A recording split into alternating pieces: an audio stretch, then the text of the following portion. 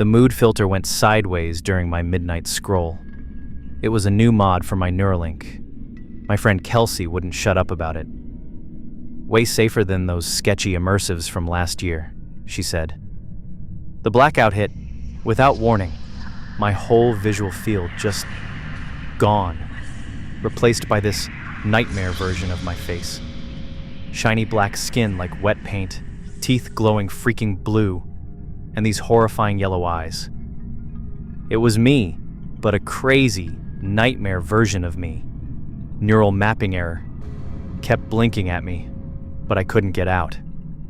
System locked up. I could actually feel my real face trying to match it. Muscles twitching and spasming. My throat went tight, and it became hard to breathe. My roommate Jaden found me on the floor. I don't remember much about that part.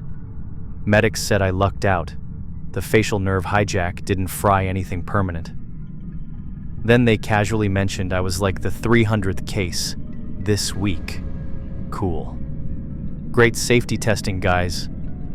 The company's feeding us some crap about rendering glitches, but someone leaked their internal emails.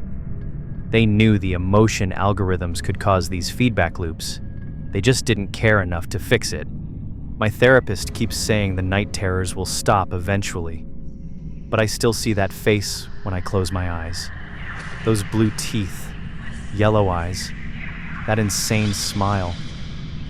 Sometimes I swear I can feel my face trying to make that expression again, like something's still in there, hungry to retake control.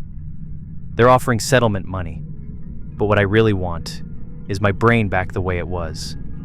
Some things you can't undo with a software patch.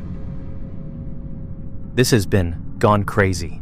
If you enjoyed this story, subscribe to my channel, Man Machine AI, for more near-future sci-fi. Thank you for listening.